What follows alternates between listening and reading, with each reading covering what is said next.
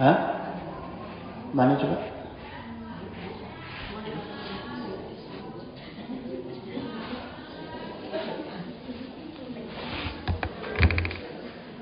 Baik ibu-ibu sekalian.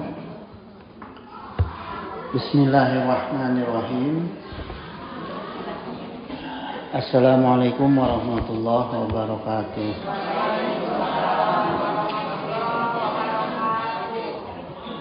Alhamdulillah allazi akramana bil iman wa azana bil islam wa rafa'na bi ihsan. Wassalatu wassalamu ala sayyidina Muhammadin wa ala alihi wa sahbihi wa man ihtada bi huda ila yaumil qiyamah. Amma ba'du, hadratal muhtaramat, thumma ila hadratil kiram, jami' asatizah wal muhtaramun, ummahatul musallina allazi yahduruna fi majlis ta'lim al-ihsan, hadanallah wa iyyakum. Rabbana zidna iman warzuqna fahman waj'alna minas sholihin. Ayyuhal ummahat, kemarin kita sudah cerita soal hikmahnya dilahirkannya Rasulullah SAW. Sekarang kita bicara apa yang dibawa oleh Rasulullah. Apa bu kira-kira? Dinul Islam. Jadi yang dibawa oleh Rasulullah untuk kita itu dinul Islam. Apa itu din? Agama. Ya. Ad-din itu asal kata dari dana yadnu, artinya apa? Dekat. Ya. Kalau dari bahasa Sanskertanya, agama itu a dan gama, tidak kacau. Ya, tapi kalau dari bahasa Arabnya itu asal kata din itu dari dana yadnu, artinya dekat. Din itu jadi maknanya bukan agama, Bu, tapi artinya dekat. Ya. Maka ketika kita beragama, harusnya kita dekat dengan pemilik agama. Siapa pemilik agama? Allah Subhanahu wa taala, ya. Jadi kalau ada orang yang beragama tapi jauh dari tuntunan agamanya, artinya dia beragamanya tidak benar-benar paham terhadap agamanya, ya. Nah, kemudian kata adin ini ada makna tersendiri yang disampaikan oleh Allah Ta'ala dalam surat Al-Fatihah. Maliki yaumiddin. Raja di hari pembalasan. Dinnya itu pembalasan. Kalau kiamah, yauma kiamah. Ya, di sini maliki yaumiddin. Hari pembalasan. Jadi kita harus paham bahwa orang-orang yang beragama itu punya konsekuensi. Ada pembalasannya, baik pembalasan buruk maupun pembalasan baik. Kalau kita baik beragama dibalas dengan kebaikan, kalau kita buruk beragama dibalas dengan keburukan. Jadi ada pepatah, apa yang ditanam begitulah yang dituai. Ya. Jadi itu Bu makna agama yang sesungguhnya. Ini secara singkat aja saya cerita, ya. Kalau lebih luas lagi nanti banyak waktunya habis cerita agama aja, ya. Nah, kemudian apa Islam? Tadi dinul Islam, dinnya sudah. Sekarang apa itu Islam? Istaslama mustaslimun, ya. Artinya penyerahan total kepada Allah Subhanahu wa taala. Ya.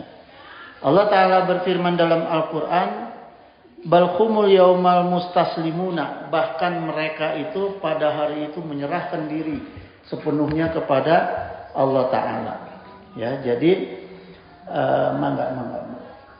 mustaslimuna itu artinya menyerahkan diri, ya. Maka di dalam Islam ada ketaatan kepada aturan yang bersumber ya dari Al-Quran dan Sunnah. Disebutnya apa? Aslimi. Ya. Asilmi, maaf, asilmi bukan aslimi, asilmi. Ya. Maka aturannya itu, ketaatan aturannya disebut asilmi. Wadah untuk menempatkan aturan ketaatan terhadap aturan Allah dan Rasulnya itu disebut Islam. Ya. Dari mana muncul kata-kata ini? Allah Ta'ala berfirman, ya ayyuhallazina amanu. Ya. Amanu ini secara bahasa dari ilmu bahasa Al-Quran, ya, itu disebutnya mukhatab. Mukhatab itu orang yang diajak bicara. Ya. Jadi orang yang diajak bicara oleh Allah itu yaitu orang-orang yang sudah beriman. Orang kafir nggak diajak, nggak ada yang bicara. Untung kita diajak bicara sama Allah karena sudah beriman. Ya. Ketika kita sudah beriman, diperintahkan oleh Allah, udkhulu fisilmi kafah. Ya. Kerjakan aturan. Ada orang yang mengatakan dari bahasanya udkhulu itu dakhala, masuk. Tapi maknanya juga selain masuk bisa juga kerjakan, perintah. Ya. Jadi orang yang sudah masuk ke dalam Islam, Allah perintahkan itu untuk mengerjakan aturan-aturan di dalam Islam itu secara kafah, secara keseluruhan, ya, gitu. Nah, kemudian Ibu, kata dakhala, ini sengaja Bu, saya kalau ngaji itu saya pecah secara bahasa supaya paham. Kita jangan dengar apa yang diomongin oleh kiai, oleh ustadz, tapi nggak jelas bahasanya. Jangan-jangan itu pikiran dia, bukan kemauan Allah, bukan kemauan Rasulnya. Ya, maka harus dikupas secara bahasanya. Jadi dakhala ini Bu, artinya dakhala ini kata kerja aktif. Artinya apa? Allah perintahkan orang yang sudah masuk ke dalam Islam itu mengerjakan taat kepada aturan Allah secara aktif. Karena menggunakan kata kerja aktif. Ya, bukan kata benda ini, kata kerja. Nah, kemudian silmi. Silmi ini aslama. Aslama itu juga kata kerja aktif. Ya. Jadi, selain kita itu mengerjakan perintah-perintah Allah, taat kepada aturan Allah secara aktif, juga kita diperintahkan patuhnya juga secara aktif taatnya. Ya. Artinya apa? Aktif terhadap ketaatan kepada Allah. Sholatnya harus penuh, harus kafah, puasanya harus kafah, rukun Islamnya kafah, rukun imannya kafah. Ini yang diperintahkan, makanya kafah. Udkhulu fisilmi kafah, gitu ya. Kalau kafah ini keseluruhan. Jangan aktif sholat doang, puasa nggak aktif, nggak boleh. Harus semua, ya, harus semua. Kenapa Allah katakan kafah, Ibu? Karena Islam satu-satunya agama yang menginginkan kebaikan hamba Allah itu dari mulai bangun tidur sampai mau tidur lagi. Hanya Islam. Bayangin Ibu mau masuk ke kamar mandi aja diajarin kebaikan sama Islam. Ya, agama lain mana coba? Ibu cari, ada nggak? Gitu. Hanya ada Islam. Ya. Bahkan demi kebaikan kita itu Allah tidak hanya ajarkan cara-cara, tapi Allah juga ajarkan doanya. Jadi kan lengkap Bu Islam. Caranya diajarin, doanya, permohonannya juga diajarin, gitu. Ya. Jadi kalau kita misalnya, cara minta duit tuh begini, tangan. Tapi ngomong mintanya nggak diajarin. Coba Ibu minta sama orang Rusia, begini aja dikasih duit mah. Nah itu, ya. Islam itu mengajarkan lengkap Bu. Tidak hanya amalnya, tapi komunikasinya juga diajarkan, yaitu lewat doa. Karena kita komunikasi dengan Allah lewat doa, ya. Kemudian gini Bu, Dr. Wahbah Al-Zuhaili dalam tafsirnya, tafsir surat perintah kafah ini, Beliau mengatakan gini, al-Islamu kulun layat tajizu, gitu. Agama Islam sesuatu yang utuh, yang tidak boleh tajizu, tidak boleh dipecah, ya, harus utuh. Faman amana bihi wajaba alaihi al-akhzu bihi kulihi, ya. Maka barang siapa yang beriman di dalam Islam, maka dia wajib mengambil keseluruhannya, kulihi, semuanya, nggak boleh dipilih-pilih, ya.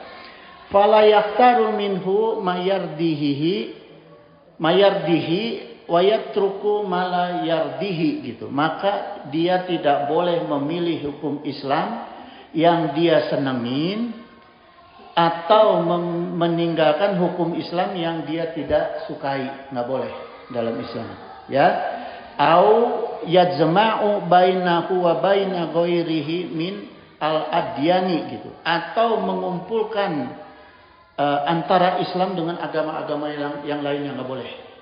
Ada orang kan pengen biar kelihatan modern, biar kelihatan toleransi, hukum Islam satukan dengan hukum Kristen, hukum Buddha, nggak boleh, ya, gitu. Jadi Islam ya Islam, jangan dicampur-campur. Lakum dinukum waliyadin, ya. Li'anna Allah Ta'ala amara bittiba'i jami'i ta'alimihi, gitu. Allah Ta'ala memerintahkan supaya mematuhi seluruh ajaran Islam. Wa tatbiqi kulli faraidihi, gitu. Jadi, dan kita itu berkewajiban untuk menerapkan semua hukum-hukum kewajiban di dalamnya, ya. Wahtirami majmu'ini domihi, gitu. Dan memuliakan semua aturan-aturan yang ada di dalam Islam. Bilhili au al-ibahati wal khadori au al-haromati. Baik itu yang dibolehkan atau dihalalkan, dan yang dilarang atau diharamkan. Jadi seluruh, ini maknanya kafah, ya. Itu jangan dipilih-pilih, gitu. Nah, kemudian gini, lebih jauh lagi dalam bahasa Arab, saya kulik terus nih, Bu. Saya kalau ngaji begitu, kulik terus bahasanya. Ya. Kata Islam itu terbentuk dari 3 huruf. Sin, lam, mim. Ya. Salama. Salama itu artinya selamat. Ya. Jadi Islam adalah agama yang membawa keselamatan hidup di dunia maupun di akhirat. Karena di akhirat kita nggak mati, kita hidup. Ya. Kemudian kata salama adalah bentuk masdar. Masdar itu kata dasar dari kata aslama. Jadi bentuk dasarnya salama, katanya aslama. Itu hebatnya bahasa Arab. Bahasa Quran tuh hebat. Dibandingkan bahasa-bahasa lain tuh jauh lebih hebat bahasa Al-Quran. Membuka pemahaman orang kalau yang mempelajarinya itu kepintarannya jauh di atas orang-orang lain. Ya. Orang Yahudi Allah kasih kelebihan otaknya itu 20 tahun lebih maju dari manusia yang lainnya. Tapi orang Islam kalau mempelajari bahasa Al-Quran, dia akan jauh lebih pintar dari orang Yahudi. Buktinya apa? Dokter-dokter, ahli-ahli penyakit itu di dunia itu sumbernya dari Islam. Ada Ibnu Khaldun, Al-Jabar, ya, banyak, Bu, ahli-ahli Islam. Kemudian setelah Islam kalah dalam perang salib, diambillah buku-buku itu. Maka diakui sebagai karya orang-orang non-Islam, padahal aslinya orang Islam. Ya. Itu. Jadi kalau ibu mau belajar bahasa Arab sedikit aja, otak tuh kebuka, Bu. Pertama itu, yang kedua gampang hafal. Gampang ngapalin. Karena apa? Dulu di zaman Rasulullah itu Quran itu nggak ada yang ditulis, Bu. Semua dihafal. Orang Arab dulu, sahabat-sahabat Rasulullah dulu itu jauh lebih pintar dari umat lainnya karena apa? Menghafal Al-Quran. Ditulisnya itu paling di daun, di apa? Ya. Ibu bayangin bahasa Arab itu dulu huruf-hurufnya nggak ada titik. Jadi ibu nggak bisa bedain mana tak, mana sa. Ya. Bagaimana dia bisa mengerti itu? Karena dia hafal. Jadi jangan salah, orang Arab itu kekuatan hafalannya sahabat Rasul maksudnya ya. Kalau orang Arab jahiliyah mah sama aja. Ya. Barodo oge. Nah, kemudian dari kata dasar aslama ini ya, secara pengertian bahasanya itu sama dengan kata asalmu. Nah, artinya apa? Damai atau kedamaian. Jadi Islam itu bukan hanya selamat tapi juga damai, ya. Pondasinya Islam itu bukan hanya selamat tapi juga damai di dunia maupun di akhirat. Kalau kafah, kalau nggak kafah ya sama aja gitu, ya. Buktinya apa, Bu? Islam mengajarkan kedamaian dan mengajarkan keselamatan. Bukti yang paling konkret apa? Kita diajarkan mengucapkan salam. Assalamualaikum warahmatullah. Assalam. Assalam itu artinya apa? Keselamatan. Warahmah dengan kasih sayang Allah. Jadi keselamatan yang hakiki itu adalah keselamatan yang datangnya dari kasih sayang Allah, dari rahmat Allah. Ya, makanya kita jangan jauh-jauh dari Allah, Bu. Gitu, jangan mengandalkan kasih sayang atau keselamatan dari polisi, dari tentara, enggak ada. Semua kasih sayang itu datangnya yang hakiki itu dari Allah, ya. Jadi, Bu, kalau disimak dari asal katanya, Islam itu banyak makna kebaikan. Ini bicara kata Islam, ya. Ada asalmu, aslama, istaslama, salim, salaman, banyak. Gitu. Semuanya maknanya adalah kebaikan kepada kehidupan kita, untuk kehidupan kita. Ya. Kalau apa? Kalau kita memang benar-benar beriman dan pasrah kepada Allah Subhanahu wa Ta'ala. Ya. Kemudian ibu-ibu hafizakumullah wa riakum, seorang pemeluk agama Islam adalah orang yang ikhlas menyerahkan diri kepada Allah. Karena apa? Allah ajarkan dalam firman-Nya, "Wa man ahsanu dinan mimman aslama wajhahu lillahi," gitu. Dan siapa yang lebih baik agamanya daripada orang-orang yang ikhlas menyerahkan diri.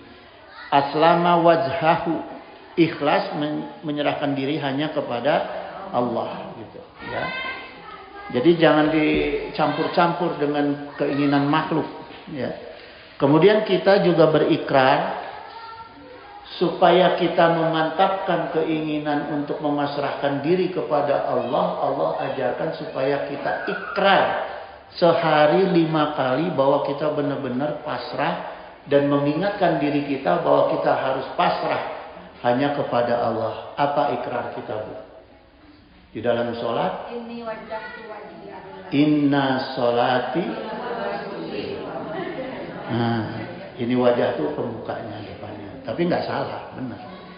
Gitu. Cuma yang fokusnya kita ke yang Allah perintahkan, kul. Ini ada kata kul, katakanlah wahai Muhammad kepada umatku, hambaku itu, inna sholati wa nusuki wa mahyaya wa mamati lillahi rabbil alamin. Sungguh sholatku, sungguh ibadahku, ya, sungguh hidupku, matiku hanya untuk Allah. Makanya kita harus membuka apa fakta kita pasrah kepada Allah, taat kepada Allah. Kita harus membuka ilmu Islam.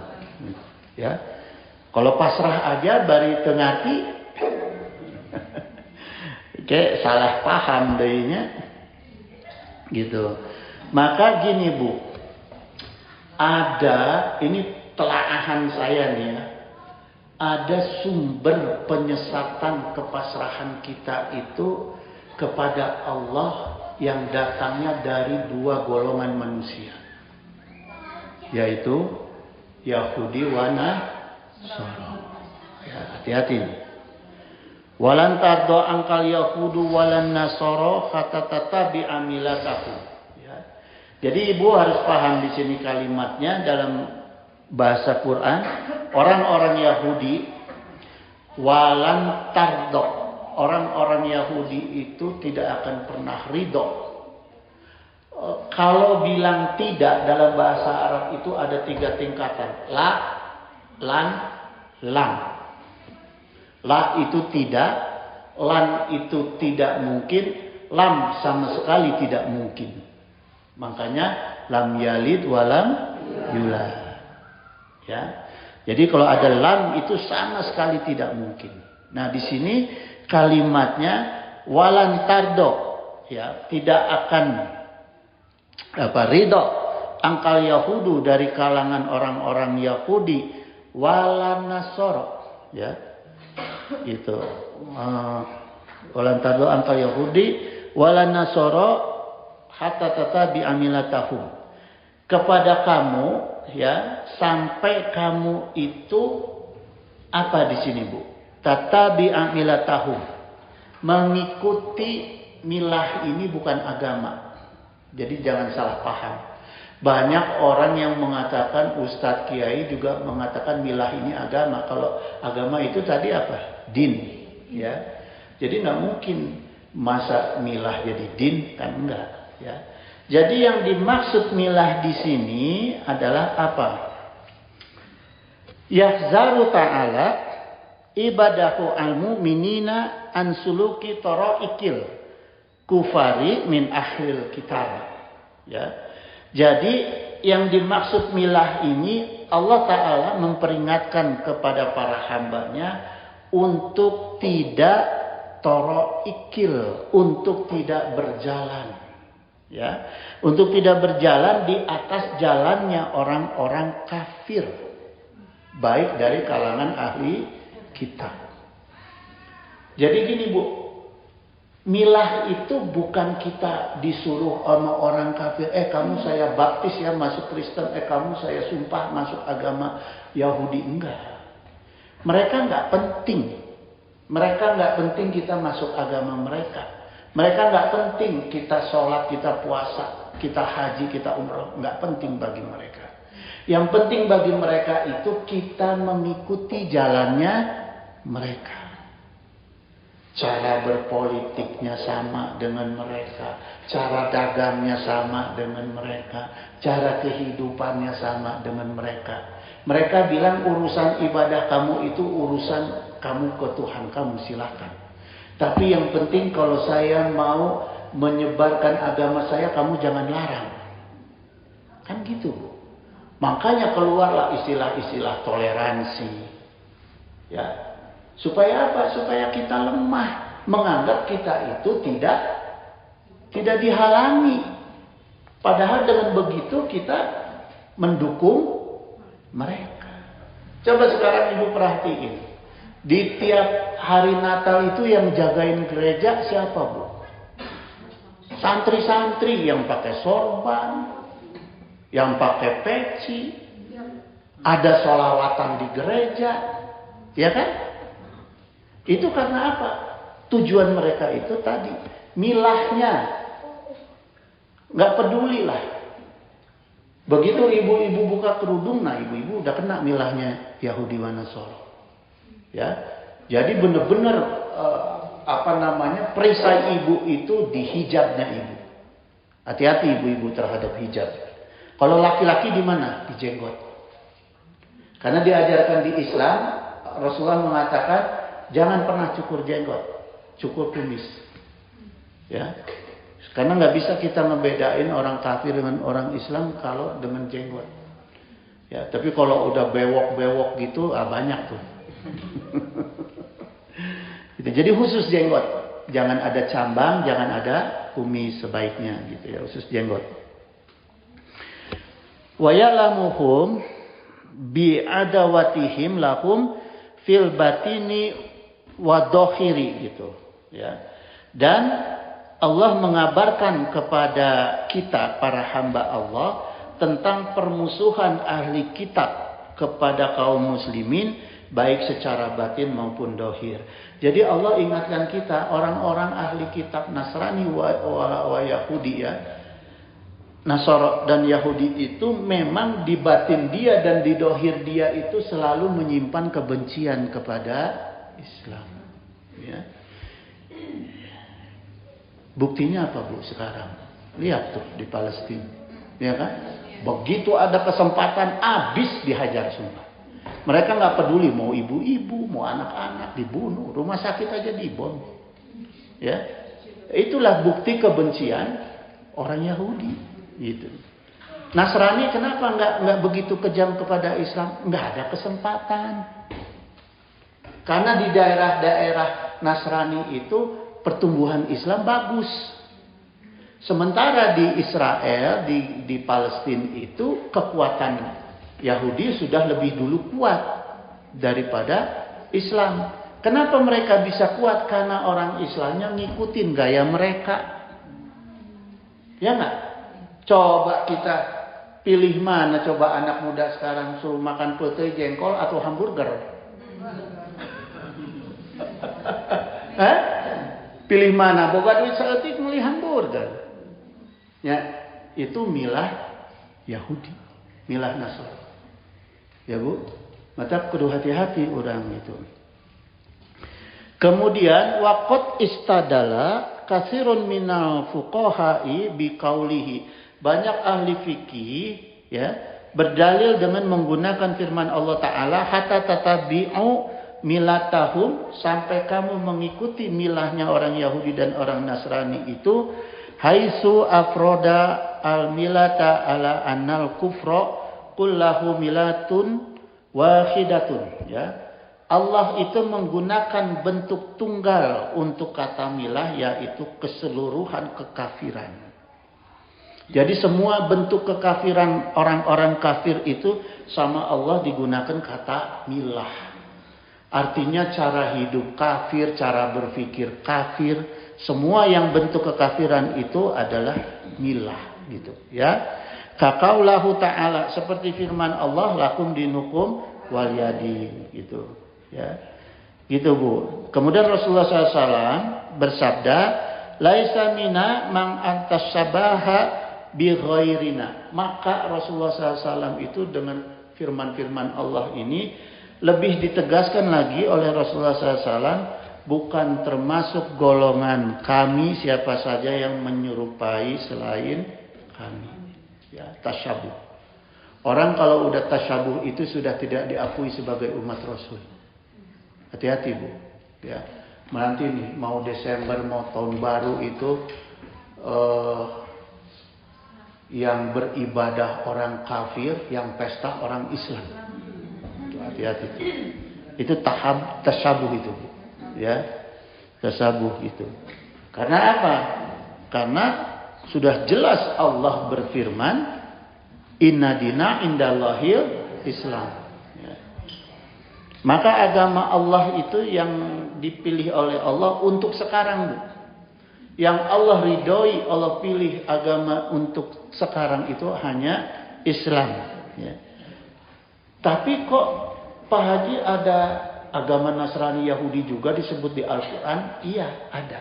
Tapi itu Allah menceritakan di dalam Al-Quran bahwa dulu itu ada agama yang memang Allah inginkan.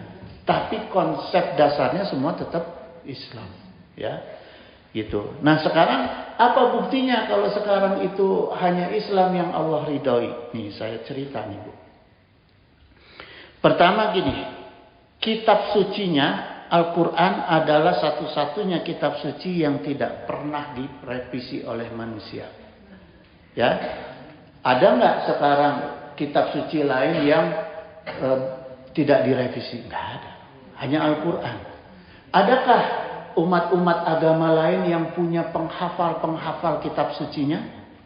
Nggak ada. Hanya Islam. Ya. Maka Allah Ta'ala berfirman, inna nahnu nazalna zikra wa inna lahu lafidun. Kenapa Allah tidak sampaikan innallaha, tapi Allah katakan inna nahnu? Nahnu itu artinya apa? Kami. Kami itu maknanya jamak. Jadi Allah menjaga Al-Quran itu dengan malaikat, ya tidak Allah sendiri, dengan malaikat, dengan hamba-hamba Allah. Dengan cara apa? Dijadikan oleh Allah orang-orang itu yang bisa memahami Al-Quran, yang bisa menghafal Al-Quran. Itu cara Allah menjaga Al-Quran. Ya. Sekarang kan banyak Bu usaha-usaha orang merubah Al-Quran, dirubah satu huruf, tapi nggak bisa. Nggak bisa tetap. Ya, karena Allah sudah jamin. Coba kitab suci lain. Udah berubah-ubah belum? Bayangin kalau kita dirubah-rubah nih. Allahu Akbar mau sholat, Allahu Akbar takbiratul ihram, Allahu ageng, nggak enak, ya kan? Gitu, ya nggak bisa. Makanya disitulah kita terbukti. Makanya gini Bu, orang-orang punten ya, orang-orang agama lain mau memilih cara beragama yang asli, mereka nggak bisa, karena sudah dirubah semua, sudah masuk unsur-unsur keinginan manusia semua. Makanya orang ibadahnya ada yang nyanyi, ya. Di kita mah nggak ada, kita jangan ikut-ikutan tuh nyanyi itu. Ya, itu kalau sholawat boleh. Kenapa sholawat boleh? Karena yang kita agungkan makhluk, bukan Allah. Sholawat itu yang kita agungkan siapa? Rasul. Rasulullah itu makhluk bukan? Makhluk. Kalau kita bicara kaitan dengan tauhid, boleh nggak merubah-rubah cara beribadahnya? Nggak boleh, karena ada kaitan dengan tauhid. Sekarang Ibu, faktanya nih Bu, ketika kita mau sholat mayit, boleh nggak ruku sama sujud? Karena apa? Karena di depan kita ada makhluk. Sekalipun sudah mati, tetap nggak boleh kita ruku dan sujud kepada makhluk. Ya, itu makanya kalau sholawat itu dulu Haji Ahmad bilang rek sholawatan bari ria gitu nanaon cenah. Gitu ya, gitu. Wa kadzalika auhayna ilaika Qur'anan Arabian, dan Allah turunkan Al-Qur'an dalam bahasa Arab. Litungzira umal qura wa an haulana wa man haulana, ya. Litungzira umal qura wa man haulana. Jadi supaya kamu bisa memberi peringatan kepada umul qura. Umul qura itu maksudnya penduduk Mekah. Penduduk Mekah dalam Al-Qur'an itu disebutnya umul qura. Maka ada universitas terbesar di Mekah itu namanya Umul Qura, ya. Waman haulaha, dan penduduk negeri-negeri lain di luar Umul Qura. Maka Islam itu agama untuk semua makhluk di dunia, manusia di dunia, ya. Bukan hanya manusia tapi juga jin, karena jin juga diperintah ibadah, ya. Nah, kemudian gini Bu, Islam itu isinya, Al-Quran itu isinya logika, ya. Islam dengan kitab sucinya Al-Quran isinya itu logika, akal, pengetahuan akal, ya. Kemudian manusia itu yang mempelajari Al-Quran dengan baik itu akan membuat dia menjadi lebih utama. Maka ulama mengatakan in kana laka aqlun falaka fadlun. Kalau kamu itu membuka Al-Quran dengan akal kamu, maka kamu menjadi orang yang utama, ya. Coba orang hafal satu hadis, hafal Quran satu ayat, bisa ceramah, jadi utama nggak dia? Utama, dipanggil aja Ustaz. Padahal kan eta unggul. Ya. Gitu. Nah, kemudian Al-Quran ini menjadikan manusia tadi menjadi cerdas. Buktinya apa Bu? Ada di dalam Al-Quran itu ayat-ayat sains. Ayat-ayat sains itu ayat-ayat ilmu pengetahuan, ya. Contohnya kita sering baca sama-sama di dalam surat Yasin ayat 38, ya. Wasyamsu tajri limustaqarrilaha, ya. Matahari itu berjalan beredar di tempat peredarannya. Artinya matahari tidak mengelilingi bumi, tidak mengelilingi bulan. Matahari itu hanya muter di tempatnya, ya. Zalika takdirul azizil alim. Demikianlah ketetapan Allah yang Maha Kuasa dan Maha Mengetahui. Wa qala Allah Ta'ala aidan, ini Al-Anbiya 33, wa huwallazi khalaqal laila wan nahara wasyamsa wal qamara. Allah lah yang menciptakan malam dan siang. Kulun fi falakil yasbahun, ya. Matahari dan bulan masing-masing dari keduanya beredar di dalam garis edarnya. Dua ayat ini, Bu, ulama kita nih, Abu Hamka, ya, ditafsir dalam tafsir Al-Abzarnya itu, kata beliau, bumi mengelilingi matahari. Jadi matahari itu muter di tempatnya, ya.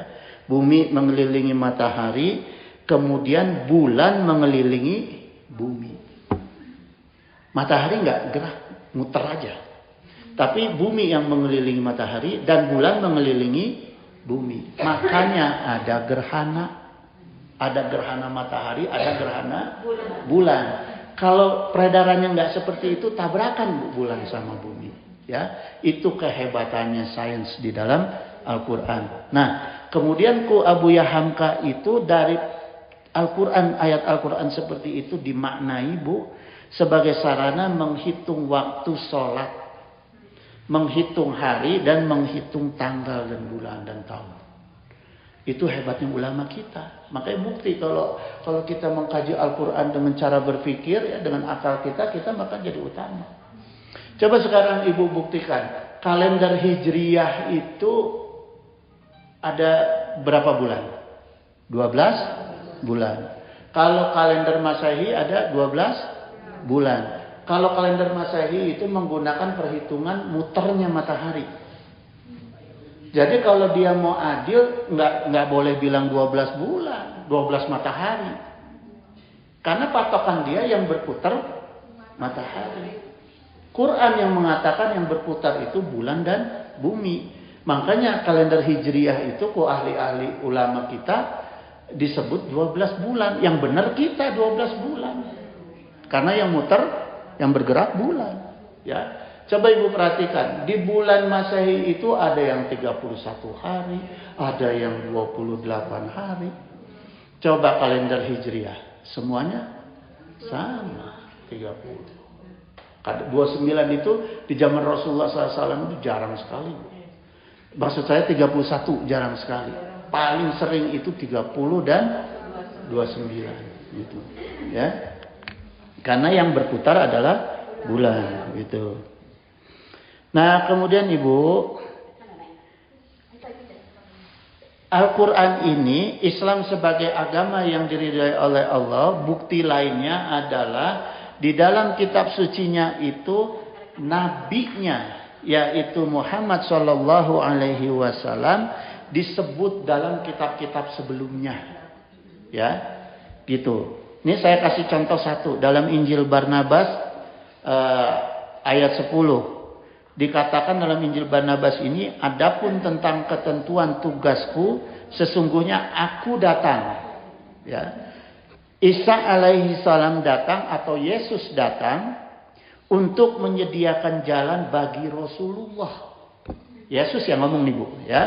Bagi Rasulullah yang akan datang dengan membawa tugas kelepasan alam ini. Injil mengakui, ya, bahwa akan adanya Rasulullah. Gitu. Ya, dalam kitab Taurat dan Zabur diceritakan nggak nabi-nabi yang akan datang? Enggak. Isa nggak diceritakan di Taurat, ya. Gitu. Jadi hanya Rasulullah SAW. Bahkan Al-Quran jelas menegaskan wa izqala insanu Maryama bani Israel, ya bani Israel, ya. Nabi Isa alaihissalam itu berkata kepada bani Israel, hai bani Israel, ini Rasulillahi ilaikum, sungguh aku adalah utusan Allah kepadamu. Jelas nih. Yesus mengatakan dirinya bukan Tuhan, tapi Yesus mengatakan dirinya adalah utusan Allah. Jadi yang mengatakan Yesus Tuhan, salah nggak logikanya? Salah, ya. Musaddiqal lima baina yadayya minat Taurati wa mubashshirami birrasuli, gitu. Aku membenarkan kitab sebelumku yaitu Taurat, dan aku memberi kabar gembira dengan akan datangnya seorang rasul, ya'ti min ba'dismuhu Ahmad. Jelas nggak namanya? Jelas, Ahmad. Ya, akan datang sesudahku Rasul yang namanya Ahmad. Ahmad, Muhammad, Mahmud sama, gitu. Ya, artinya mulia gitu. Falama yaj'ahum bil bainati qalu haza sihrun mubin. Ya, jadi ketika Rasul kamu itu sudah datang, maksudnya Rasulullah nih ya. Maka ketika Rasulullah SAW itu sudah datang membawa bukti-bukti yang nyata dari Allah, Bani Israel itu akan mengatakan ini adalah sihir yang nyata. Jadi mukjizat yang dibawa oleh Rasul, orang kafir bilang mukjizat itu adalah sihir, ya, gitu, mubin yang nyata, gitu. Terus Islam memuat pesan dakwah yang dibawa oleh seluruh nabi dari mulai nabi pertama sampai nabi terakhir. Buktinya di dalam Al-Quran cerita Nabi Adam sampai Nabi Muhammad ada. Ya, bahkan manusia yang bukan nabi juga ada, Bu. Untuk menjadi ukuran kesolehan. Ya. Kemudian Islam tidak memaksa orang untuk memeluk agama Islam. Gak ada istilah Islam itu perang, gak ada. Islam itu perang cekolot baheula itu datang di tampaan balik di bahanan. Saya dulu belajar silat, Bu, dari kelas 1 SD sampai kelas 6 SD. Jurusnya itu prinsipnya datang di tampaan balik di bahanan. Nggak boleh mukul, nggak boleh nendang. Yang diajarin cuma nangkep, jatuhin diri, nangkep, jatuhin diri. Ya, itu ajaran Islam tuh, Bu. Datang di tampaan, balik di bahanan. Datangnya baik, terima dengan kebaikan, pulangnya kembalikan kebaikannya. Itu prinsip Islam. Kalau datangnya pukulan, jurus, tangkap, balik gebuk. Itu udah ajaran Islam, ya. Jadi la ikroha fiddin. Enggak ada paksaan untuk agama, gitu, ya. Kenapa tidak perlu memaksa dalam urusan agama? Karena qad tatabayyana rusdu minal goya, ya, minal goya. Jadi kenapa nggak perlu ada paksaan? Karena udah jelas jalan kebenaran dan jalan yang sesat. Jadi kalau ada agama yang menyebarkan agama dengan paksaan, berarti dia nggak punya ketentuan yang jelas. Ya, maksa gitu. Ya, karena itu Islam mengajarkan lakum dinukum waliyadin. Bahkan ada kaidah fikih, Bu, yaitu al-adatu mukamatun. Fikih kita itu di Islam mengajarkan adat kebiasaan itu dapat dijadikan sebagai hukum. Tuh adilnya Islam. Artinya apa? Islam kalau datang ke satu tempat itu tidak memusnahkan yang ada. Gak pernah Islam datang gereja dirubuhin, gak ada. Ya. Bahkan kalau ada kebaikan-kebaikan adat istiadat yang tidak keluar dari tuntunan Islam, boleh dijadikan hukum. Ya. Gitu, Bu. Kemudian jam berapa sekarang? Masih banyak waktu. Apa maknanya tadayun? Nah, ini, Bu. Ya. Kita tadi saya udah kupas mengenai berislam. Apa itu dinul Islam, ya, agama Islam dan syarat-syarat di dalam Islam, ya, berislam. Kemudian ada din, ada tadayun. Ingat nih, Bu, ada din, ada tadayun. Apa itu tadayun? Cara menghidupkan agama kita dalam kehidupan kita, ya. Karena din dan tadayun ini, kenapa harus ada din dan tadayun? Karena di Islam ada hukum wajib, hukum sunnah, hukum-hukum lainnya, ya. Maka ada perintah tadayun, ya. Nah, Syekh Wahbah Az-Zuhaili dalam usul fikih Islami, beliau membagi 4 sudut pandang bertadayun, ya. Al-wajibat taksimatun arba'atun. Kewajiban itu dibagi menjadi 4 bagian. Awalan, yang pertama, min haitsu zaminal adai. Pertama, pembagian dari waktu pengerjaannya. Jadi ada wajib yang diatur dengan waktu pengerjaannya, ya.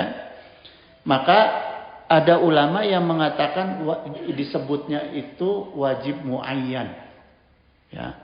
Apa itu wajib muayyan? Kewajiban yang sudah ditentukan waktunya dan tidak ada pilihan lain di waktu itu. Contoh, salat 5 waktu, udah ditentukan waktunya, nggak ada pilihan lain.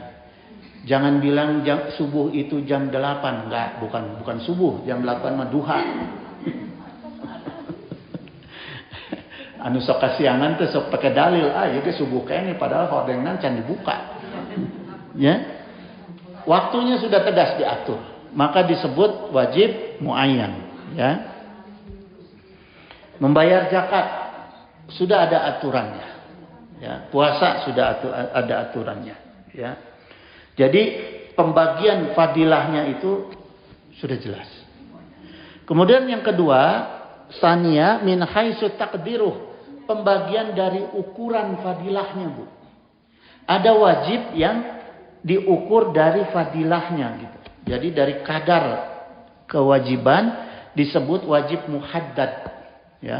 Wajib muhaddad itu kewajiban yang harus sesuai dengan kadar yang sesuai dengan ketentuan, ya. Seperti misalnya puasa, kadarnya kan udah jelas gitu, ya. Zakat itu kan kadarnya udah jelas gitu. Kemudian yang ketiga, salisa min haisul mulzam bi fi'lihi gitu. Ketiga itu pembagian dari kerjaan yang diwajibkan, dari pekerjaannya, amalnya gitu, ya. Ada ulama mengatakan hukum wajib ini ghairu muhaddad, ya. Ghairu muhaddad itu kewajiban yang tidak ditentukan batas bilangannya. Seperti misalnya wajib membelanjakan harta di jalan Allah. Jadi kita sedekah, kita infak, itu hukumnya bukan sunnah, Bu. Wajib. Ya. Termasuk zakat itu hukumnya wajib gitu, ya. Berjihad wajib, tolong menolong juga wajib. Jadi kalau ibu-ibu yang nggak mau nolong itu nggak melaksanakan perkara wajib. Jangan disepelekan, bukan sunnah, ini wajib. Ya. Yang keempat, robi'an min haitsu ta'yina matlubi bihi. Yang keempat itu dari apa saja ketentuan yang diperlukan gitu, ya. Maka ada ulama yang mengatakan wajib ini adalah wajib kafa'i.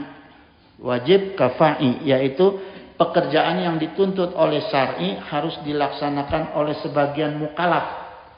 Jadi ada kewajiban yang wajib dilaksanakan oleh orang-orang yang sudah mukallaf. Mukallaf itu sudah sampai pada kewajibannya. Orang yang sudah balik itu sudah mukallaf. Contohnya apa, Bu? Contohnya orang mukallaf, kita ini yang sudah mukallaf, sholat wajib nggak baca Fatihah? Wajib. Kalau anak-anak sholat wajib nggak baca Fatihah? Enggak. Asal gerakan aja, ya. Jadi makanya kalau ngajarin anak-anak sholat jangan dipaksa suruh baca Fatihah. Yang penting dia hafal dulu gerakannya, dia mencintai, menyukai gerakan. Ya, dimotivasi. Kemudian baru bacaan-bacaan. Nah, kalau kita wajib, termasuk sholat jenazah ini termasuk wajib yang keempat ini, ya, gitu. Kemudian menolong orang yang tenggelam bagi yang bisa berenang wajib, Bu. Jangan dibiarin kena kayak maut. Ya, kafa'i ini wajib kafa'i gitu. Kemudian ada pembagian hukum sunnah. Masih ada, Bu, waktunya masih panjang. 1649. Ya, kewajiban pembagian hukum sunnah. Hukum sunnah itu terbagi dalam 2 bagian besar. Pertama sunnah tasriyah, yang kedua sunnah ghairu tasriyah. Ya. Ini isinya Islam kafah nih, Bu. Ya, yang saya kupas ini isinya Islam kafah. Karena tuntunan hukum itu Quran, tuntunan hukum Islam itu Quran, turunannya hadis, ijma, qiyas. Yang pokoknya itu adalah Quran dan hadis. Jadi yang saya buka di sini tuntunan wajib wajib dan sunnahnya aja dulu, ya. Nanti kalau cerita ke jauh-jauh pelan-pelan. Ya. Jadi yang dimaksud sunnah itu adalah perkara yang berasal dari ucapan Rasulullah, perbuatan Rasulullah, atau persetujuan Rasulullah. Diamnya Rasulullah itu juga termasuk sunnah. Maka Rasulullah itu dikatakan sebagai tablighul risalah. Ya. Jadi Rasulullah itu adalah tablighur risalah, yang mentabligkan risalah Allah. Ya. Misalnya gini Bu, ada sunnah yang datangnya bukan dari Rasulullah, yaitu apa? Itu mengantarkan kita masuk ke surga Bu. Contohnya sholat sunat 2 rakaat ba'da wudu. Itu bukan dari Rasulullah, tapi dari Bilal bin Rabah. Bilal bin Rabah setelah wudu sholat sunat, ditanya oleh Rasulullah, kamu sholat apa Bilal? Sholat sunah ba'da wudu. Dibiarkan oleh Rasulullah. Malah dari situlah dijamin oleh Rasulullah Bilal akan bersama Rasulullah di surga. Ya, gitu Bu. Jadi kenapa Rasulullah dikatakan tablighur risalah? Nah sekarang kita kupas nih Bu maknanya. Ya. Wajhut tabligh itu atau tablighur risalah. Wajhut itu asal kata dari al-muwajahah, artinya berhadapan. Kalau Ibu dengar kata muwajahah itu artinya berhadapan, ya. Kalau kata tabligh, ada yang udah ngerti belum tabligh? Ya. Balago sampai yubaligu, menyampaikan, tabligon sampaikan. Ya. Jadi orang-orang yang tabligh akbar itu tujuannya adalah menyampaikan risalah Rasulullah SAW dan risalah Allah. Ya. Nah, tablighur risalah ini adalah orang yang membawa pesan-pesan Allah Subhanahu wa taala. Maka Rasulullah SAW itu untuk menyebarkan risalah itu tidak hanya dimonopoli oleh Rasulullah. Kita juga ditugaskan Bu oleh Rasulullah, ya. Rasulullah sendiri bersabda, balagu ani walau aya. Jadi kita itu punya kewajiban menyampaikan hukum-hukum Allah minimal kepada keluarga, baik istri maupun anak-anak gitu ya, atau ke bapaknya gitu. Jadi ini hukumnya tablighur risalah ini adalah wajib Bu. Hukumnya wajib ya, intisalan. Dalam kitabnya disebut intisalan. Jadi ini perkara wajib. Jadi jangan ditinggalkan oleh kita. Itu mah urusan ustaz, urusan kiai, entong. Kita punya ilmu sedikit tetap sampaikan Bu. Ya. Karena ini hukumnya wajib gitu. Kemudian ada sunnah yang namanya sunnah tasriyah, ya. Karena ada kapasitasnya sebagai Rasulullah SAW. Ini tadi saya udah ceritakan ya. Nah sekarang saya ceritakan sunnah ghairu tasriyah, sunnah yang tidak mengandung unsur syariat, gitu. Seperti misalnya apa Bu? Ghairu tasriyah itu. Ada sunnah-sunnah yang tidak perlu kita ikuti. Ya. Kalau saya ambil contoh di sini salah satunya nanti bisa dikupas dari kitab-kitab yang lain ya, Riyadhus Shalihin misalnya. Ada contoh dijelaskan oleh Abu Rimsah qala ra'aitu Nabiya sallallahu alaihi wasallam, aku melihat Rasulullah SAW itu yaktubu wa alaihi burdani akhdoroni gitu, berkhutbah dengan memakai 2 selendang yang berwarna hijau. Nah sekarang kalau ini menjadi sunnah, bukan ghairu risayah, ghairu tasriyah, ini repot Bu. Ya, kalau orang mau khotib, mau naik mimbar harus pakai 2 sorban warna hijau. Maka ini sunnah tapi yang tidak perlu diikuti gitu, ya. Itu jadi itulah kelonggaran Islam gitu, ya. Jadi Islam itu kalau kita paham Bu, sama sekali nggak ada beratnya. Asal kita ngerti mana sunnah tasriyah, mana sunnah ghairu tasriyah. Jadi kalau semakin kita, ini yang saya alami ya. Dulu saya Bu waktu pesantren itu kebanyakan dengar, males nulis. Baca males, suruh beli kitab taruh di kobong, suruh beli kitab taruh di kobong. Nggak pernah saya baca. Tapi sekarang alhamdulillah kerjaan saya baca terus. Tanya Bu Haji itu. Nganter Bu Haji ke pasar, Bu Haji keliling, saya baca. Makanya handphone saya ini isinya ilmu nih Bu. Kemana-mana saya baca. Mau tidur saya baca, apa baca gitu. Karena apa? Ini pengalaman Bu ya, pengalaman psikologis. Semakin Ibu coba, Ibu baca. Biasakan Ibu baca, pikir, tulis. Ibu membaca, dipikirkan, ditulis. Lama-lama Ibu itu jadi kebutuhan baca itu. Nah dari situ kita akan tahu, oh ilmu kita ini baru sedikit. Ilmu kita itu seujung kuku. Dan ternyata ilmu itu sangat luas. Ya, gitu Bu. Itu bedanya, membedakan Ibu Ustadz, Kiai yang suka baca sama nggak baca, beda. Penyampaiannya. Ilmunya juga beda. Gitu. Ya, biasanya kalau yang suka baca itu tersusun penyampaiannya. Itu ibu-ibu sekalian. Aku lakum syukran katsiran. Innahu samiun qaribun mujibud da'wat wa yaqdi hajat subhanaka Allahumma wa bihamdika asyhadu an la ilaha illa anta astaghfiruka wa atubu ilaik. Billahi taufiq wa hidayah. Wassalamualaikum warahmatullahi wabarakatuh.